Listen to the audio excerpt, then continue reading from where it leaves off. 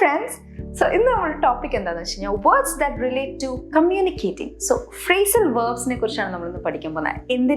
എന്തിനെക്കുറിച്ചുള്ള phrasal verbs? കമ്മ്യൂണിക്കേറ്റിങ്ങിനെ കുറിച്ച്. ഇതിന് മുമ്പും നമ്മൾ ഫ്രേസൽ വേർബ്സ് പഠിച്ചിട്ടുണ്ട്. സോ ഇന്ന് നമ്മളുടെ എന്താണെന്ന് വെച്ച് കഴിഞ്ഞാൽ കമ്മ്യൂണിക്കേറ്റിംഗ്, അതായത് സംസാരിക്കുമ്പോൾ പറയേണ്ട ടൈപ്പുള്ള ഫ്രേസൽ വേർബ്സ് ഏതൊക്കെയാണ്. ഓൾറൈറ്റ്, എല്ലാവർക്കും ക്യാപ്ഷനിലേക്ക് സ്വാഗതം. എൻ്റെ പേര് രമ്യ. ക്യാപ്ഷൻ ഒരു revolutionary learn together English fluency പ്രോഗ്രാമാണ്. ഇത് വളരെ easy, quick, fun, effective and affordable program കൂടിയാണ്. മാത്രമല്ല ഇത് വെറും 6 മാസം കൊണ്ട് ഒരു പുതിയ നിങ്ങളെ തന്നെ നിങ്ങൾക്ക് കാണാൻ പറ്റും. സോ നമുക്ക് ഫ്രേസൽ വേർബ്സിലേക്ക് കിടക്കാം. എന്തായിരുന്നു ഫ്രേസൽ വേർബ്? ഒന്ന് റീകോൾ ചെയ്യാം. These are idiomatic phrases usually made up of verb plus adverb അല്ലെങ്കിൽ വേർബ് പ്ലസ് പ്രിപ്പോസിഷൻസ്. ഉദാഹരണത്തിന് ലുക്ക് അപ്പ്. ലുക്ക് അപ്പ് എന്ന് പറഞ്ഞാൽ ലുക്ക് അപ്പ് എന്നുള്ളതല്ല, ഇത് ചേർന്ന് വരുമ്പോൾ എന്ന് വെച്ചാൽ ഐ ലുക്ക്ഡ് അപ്പ്, അതായത് ഞാൻ അവനെ എന്താ പറയുക, റെസ്പെക്റ്റോടെ നോക്കുക എന്ന് പറയില്ലേ, അത്തരം ഒരു ഇതാണ് ലുക്ക്ഡ് അപ്പ്. ലുക്ക് അപ്പ് എന്ന് പറഞ്ഞാൽ. ലുക്ക് ആഫ്റ്റർ എന്ന് പറഞ്ഞു കഴിഞ്ഞാൽ ടേക്ക് കെയർ ചെയ്യുക, അതായത് അവനെ ശരിയായ രീതിയിൽ നോക്കി വളർത്തി ലുക്ക് ആഫ്റ്റർ എന്ന് പറയില്ലേ. Look forward to, excited, I'm looking forward to joining this party, അങ്ങനെ എന്തെങ്കിലും. സോ ഇത്തരം രീതിയിലുള്ള, അപ്പം ലുക്കിൻ്റെ കൂടെ അപ്പം നമ്മൾ ലിറ്ററൽ മീനിങ് അല്ല, അത് ചേരുമ്പം അതിൻ്റെ മീനിങ് വേറെയാണ്. അതിനാണ് ഫ്രേസൽ വേർബ്സ് എന്ന് പറയുന്നത്. ഓൾറൈറ്റ്, സോ നമുക്ക് ആദ്യത്തെ നോക്കാം. Find common ground. എന്തായിരിക്കും ഇതിൻ്റെ അർത്ഥം? Find common ground. A great way to keep conversations going is to try to find common ground. Common ground എന്ന് പറഞ്ഞു കഴിഞ്ഞാൽ ഒരേ രീതിയിലുള്ള താല്പര്യങ്ങളോ അല്ലെങ്കിൽ എന്താ പറയുക ലൈക്കിങ്സ് ഒക്കെ വരുമ്പം നമുക്ക് കോൺവെർസേഷൻസ് കുറച്ചുകൂടെ എന്താ പറയുക ഇൻട്രസ്റ്റിംഗ് ആയിരിക്കും. എനിക്കും അത് ഇഷ്ടം, ഓ മൈ ഗോഡ്, അത്തരം രീതിയിലുള്ള സംഭവങ്ങൾ വരില്ലേ, അതിനാണ് ഫൈൻഡ് കോമൺ ഗ്രൗണ്ട്സ്. അതായത് രണ്ടുപേർക്കും റിലേറ്റ് ചെയ്യാൻ പറ്റിയ ഒരു എന്താ പറയുക പെർട്ടിക്കുലർ കാര്യം, ആ സംഭവത്തിനാണ് ഫൈൻഡ് കോമൺ ഗ്രൗണ്ട് എന്ന് പറയുന്നത്. Alright, from the horse's mouth.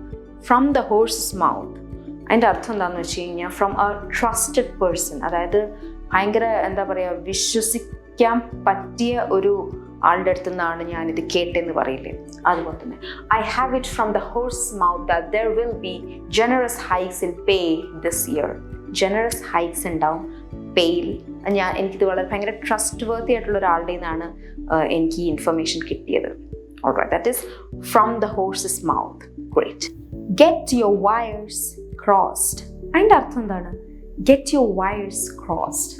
He got his wires crossed. What part of India are you from? He asked. Canada, came the reply.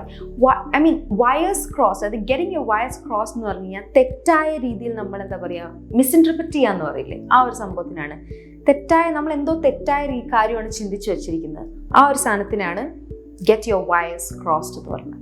Alright, in black and white. ഇതെനിക്ക് തോന്നുന്നു മിക്ക സിനിമയിലൊക്കെ പറഞ്ഞു in black and വൈറ്റിൽ എനിക്ക് ഈ സാധനം വേണം എന്ന് പറഞ്ഞാൽ ഇൻ പ്രൂഫ്, എവിഡൻസോടെ എനിക്ക് ഈ സാധനം വേണം. We have a strict, clear rule in black and white that this sort of behavior will not be tolerated. In black and white, അതായത് അതിൻ്റെ അർത്ഥം അതാണ്. ലിറ്ററലി ഉദ്ദേശിക്കുന്ന paper pen, paper white pen black അങ്ങനത്തെ ഉള്ള രീതിയിലാണ് ഉദ്ദേശിച്ചത്. അപ്പം ബ്ലാക്ക് ആൻഡ് വൈറ്റിൽ, അതായത് പ്രൂഫോട് ഞങ്ങൾക്ക് വേണം എന്ന് പറയില്ല, അതാണ് in black and white. Alright, come out of your shell. Come out of your shell എന്ന് പറഞ്ഞാൽ എന്താണ്? ഷെല്ലിൽ നിന്ന് പുറത്ത് വരിക. അപ്പം അതിൻ്റെ അർത്ഥം എന്തായിരിക്കും? അതായത് ആ ഒരു ഷൈയൊക്കെ മാറ്റി, നാണമൊക്കെ മാറ്റി കോൺഫിഡൻറ്റോടുകൂടി വരിക, അതിനാണ് come out of your shell എന്ന് പറയുന്നത്. With Capshine, you're bound to come out of your shell even if you think you are very timid and shy. Wow. So Capshine's കൂടെ നിങ്ങൾ വർക്ക് ചെയ്യുകയാണെങ്കിൽ, അതിൻ്റെ കൂടെ പഠിക്കുകയാണെങ്കിൽ നിങ്ങൾക്ക് എന്താണെങ്കിലും ഇംഗ്ലീഷ് ഫ്ലുവൻസിയുടെ കാര്യത്തിനെ കുറിച്ച് നിങ്ങൾക്ക് നിങ്ങളുടെ ഫുൾ കോൺഫിഡൻറ്റോടെ നിങ്ങൾക്ക് വരാൻ പറ്റും, അതാണ് ഉദ്ദേശിക്കുന്നത്. So come out of shell എന്ന് പറഞ്ഞു കഴിഞ്ഞാൽ അതാണ്, അതായത് കോൺഫിഡൻറ്റോടുകൂടി ഷൈയും ഷെയിമും ഒക്കെ മാറ്റി, ആ ഒരു എന്താ പറയുക അയ്യോ എന്നെ ആരെങ്കിലും അത്തരം രീതിയിലുള്ള സംഭവങ്ങളൊക്കെ മാറ്റി കോൺഫിഡൻറ്റോടുകൂടി പുറത്തു വരിക. തെറ്റാണെങ്കിലും വിഷയമല്ല, ആ ഒരു ഇതിനാണ് come out of your shell എന്ന് പറഞ്ഞത്. ഓൾറൈറ്റ്, അത് പറഞ്ഞപ്പോഴാണ് എനിക്ക് വേറൊരു കാര്യം ഓർമ്മ വന്നത്. ക്യാപ്ഷൻ്റെ വക 30 day ഫ്രീ ട്രയൽ ഉണ്ട്. ഇതിനകത്ത് ഒരുപാട് ഫീച്ചേഴ്സ് ഉണ്ട്, ലൈക്ക് സ്പീക്കിംഗ് ഓപ്പർച്യൂണിറ്റീസ്, ഇതുപോലെ തന്നെ കമ്മ്യൂണിക്കേഷനും കമ്മ്യൂണിക്കേറ്റിംഗ് ചെയ്യാനൊക്കെ ഉള്ള ഓരോ അവസരങ്ങളുണ്ട്. Learn and practice S A group. നിങ്ങൾക്കൊരു ഗ്രൂപ്പിലിരുന്ന് പ്രാക്ടീസ് ചെയ്യാം, പഠിക്കാം, ഐഡിയാസ്, നോളജ് ഇതൊക്കെ ഷെയർ ചെയ്യാൻ പറ്റും. കൂടാതെ മന്ത്ലി ഫ്ലുവൻസി ട്രാക്കർ, ഒരു മാസം നിങ്ങൾ എത്രത്തോളം പുരോഗമിച്ചിട്ടുണ്ടെന്ന് നിങ്ങൾക്ക് തന്നെ ട്രാക്ക് ഡൗൺ ചെയ്യാൻ പറ്റും. എവിടെയൊക്കെ ലാഗ് ചെയ്യേണ്ടത്, എന്തൊക്കെയാണ് നിങ്ങളുടെ പ്രോബ്ലംസ്. അത് കൂടാണ്ട് ഓരോ കാൻഡിഡേറ്റ്സിനും ഓരോ പേഴ്സണൽ കോച്ച് ഉണ്ടാവും. അവർ നിങ്ങളുടെ പ്രോബ്ലംസ്, ഇഷ്യൂസ് ഒക്കെ സോർട്ട് ഔട്ട് ചെയ്ത് ഒരു കസ്റ്റമൈസ്ഡ് ഫീഡ്ബാക്ക് തരുന്നതായിരിക്കും. ആൻഡ് കോൺസെപ്റ്റ്സിനെ വളരെ ചെറിയ ചെറിയ വീഡിയോസിലാക്കി ഡെയിലി മൈക്രോ ലെസൺസ് എന്ന് പറഞ്ഞൊരു സംഭവം ഉണ്ട്, പഠിത്തം കുറച്ചുകൂടെ എളുപ്പമാക്കാനുള്ള രീതി. പിന്നെ ലൈവ് ക്ലാസ്സസ്, ഇൻസ്ട്രക്ടറുമായിട്ട് നിങ്ങൾക്ക് ഡയറക്റ്റ് ഇൻട്രാക്ട് ചെയ്യാം, ഓൺ ദ സ്പോട്ട് നിങ്ങൾക്ക് ഡൗട്ട് ക്ലിയർ ചെയ്യാൻ പറ്റും. So definitely try this. Go off on a tangent. Go off on a tangent എന്ന് പറഞ്ഞു കഴിഞ്ഞാൽ എന്തായിരിക്കും എൻ്റെ അർത്ഥം?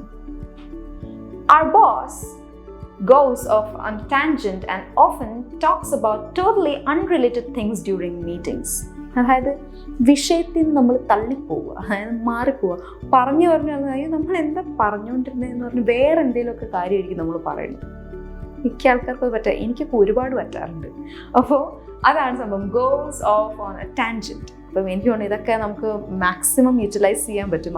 ഇത്തരം ബിഹേവിയർ മിക്ക ആൾക്കാർക്കും കാണും. സോ ആ സമയത്തൊക്കെ നമുക്ക് ഇത്തരം ഫ്രേസൽ വേർബ്സ് ഒക്കെ നമ്മുടെ കമ്മ്യൂണിക്കേഷൻ അല്ലെങ്കിൽ കോൺവെർസേഷൻസ് ഇതിനകത്ത് ഉപയോഗിക്കുകയാണെങ്കിൽ അടിപൊളിയായിരിക്കും.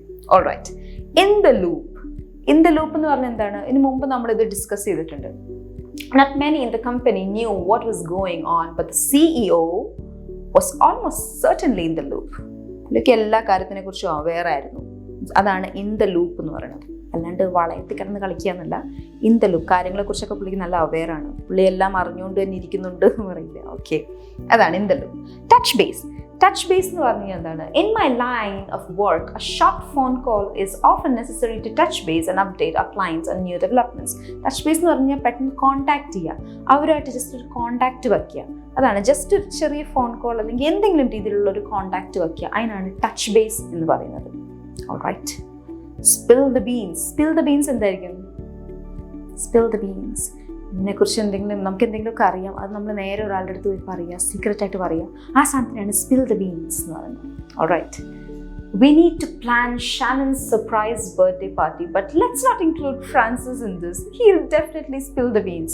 അങ്ങനത്തെ കുറച്ച് ആൾക്കാരുണ്ടാവും. നമ്മൾ ഏതെങ്കിലും ഒരു പെർട്ടിക്കുലർ ഗ്രൂപ്പിൽ എടുക്കുക, എന്തെങ്കിലും ഒരു പാർട്ടി അല്ലെങ്കിൽ ഒരു സർപ്രൈസ് നമ്മൾ കൊടുക്കാൻ, നമ്മൾ ഒരാളെ മാത്രം അവനോട് പറയണ്ടായിട്ട്, അവൻ അറിഞ്ഞാൽ മിക്കവാറും പറയാൻ ചുമ്മാ കിടന്ന് എന്താ പറയുക, ചുമ്മാ എന്തെങ്കിലുമൊക്കെ തൊള്ള ഇതാക്കിയിട്ട് അങ്ങനെ പറഞ്ഞു പോകും.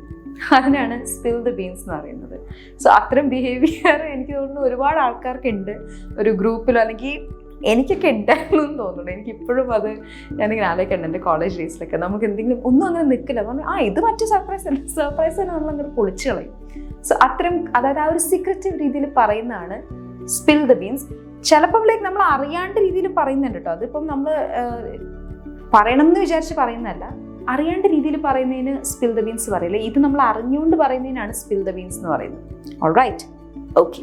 സോ ഇത്തരം രീതിയിലുള്ള എന്താ പറയുക, ഇഡിയോമാറ്റിക് ഫ്രേസ് അല്ലെങ്കിൽ ഫ്രേസൽ വെർബ്സ് നമ്മുടെ ഡെയിലി കോൺവെർസേഷന് നമ്മൾ ഉപയോഗിക്കുകയാണെങ്കിൽ എനിക്ക് തോന്നുന്നു നമ്മുടെ ഇംഗ്ലീഷ് കുറച്ചുകൂടെ നേറ്റീവ് സ്പീക്കേഴ്സിനെ പോലെ നമുക്ക് സൗണ്ട് ചെയ്യാൻ പറ്റും. കുറച്ചുകൂടെ നീറ്റ് ആൻഡ് ക്ലീൻ ആയിരിക്കും. ഓൾറൈറ്റ്, ഈ ചെറിയ വീഡിയോ നിങ്ങൾക്ക് ഇഷ്ടപ്പെട്ടെങ്കിൽ ലൈക്ക് ചെയ്യുക, സബ്സ്ക്രൈബ് ചെയ്യുക, കമൻറ്റ് ചെയ്യുക. കമൻറ്റ് വഴി നിങ്ങളുടെ ഡൗട്ട് സജഷൻസ് ഒക്കെ നമുക്ക് അറിയാൻ പറ്റും. കൂടാതെ ഞാൻ നേരത്തെ മെൻഷൻ ചെയ്ത ക്യാപ്ഷൻ്റെ വക 30 ഡേ ഫ്രീ ട്രയൽ കിട്ടാൻ വിസിറ്റ് caption.com അല്ലെങ്കിൽ ക്യാപ്ഷൻ ആപ്പ് ഡൗൺലോഡ് ചെയ്യാം. അടുത്ത വീഡിയോയിൽ കാണുന്നവരെ ടാറ്റാ.